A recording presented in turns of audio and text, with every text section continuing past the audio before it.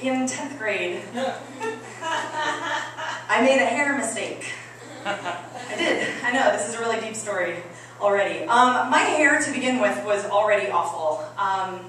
The first time I ever got a great haircut was when I was 22 years old, and I went to like a fancy only curly hair salon in New York City. And it was the first time in my life that I emerged looking better than when I went in, because nobody knows what to do with curly hair at all.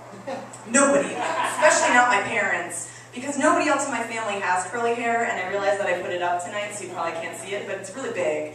And we'd brush it out, we'd blow dry it, and we wouldn't understand why I looked like a 70s rock star. And throughout most of middle school and probably 9th grade, I used to brush it out so it looked like, you know, like a scarecrow, and then I'd pull it back in this ponytail on the base of my neck so that it looked like some electrified squirrel had died on the back of my back. It was great. So the hair mistake was worse than this, mostly because it was an error of self-perception. Because what happened was I thought that I would get a haircut to look like Sharon Stone in Sphere. I see some of you remember this 1998 Barry Levinson classic, starring Dustin Hoffman and Samuel L. Jackson and Sharon Stone. Just in case you don't remember this little jewel, Sharon Stone had this really short little pixie haircut where she had bleached her hair blonde, and it was like gelled and spiked, and I thought it was adorable. And I had this idea that if I cut my hair off, I would look like Sharon Stone. Because I had no concept of what I looked like. Which wasn't limited to just hairstyles. We used to get the Victoria's Secret catalog, and once in a blue moon I would order something out of it, and I had this idea of like, oh, her boobs look great in that bra.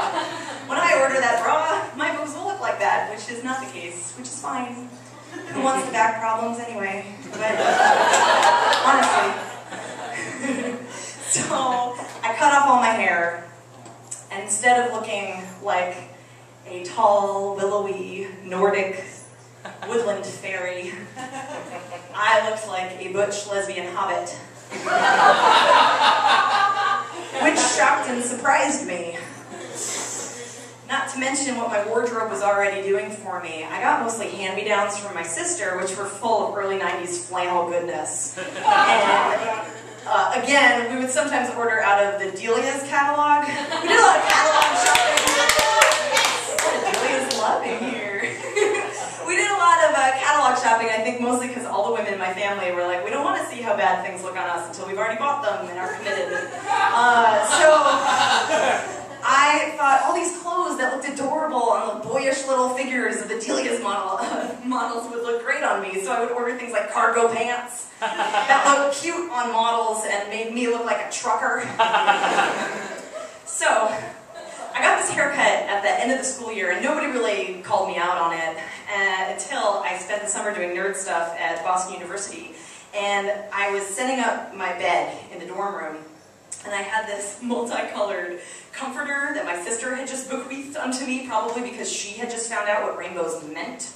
And so I'm setting up like this rainbow comforter, wearing like cargo pants and a wife beater with my short haircut, like plastic Ani DeFranco. And this girl walks by and was like, oh my god, because she sounded like that, I shit you not. She did the program with me and I hated her. She's like, oh my god, are you a lesbian? I love lesbians.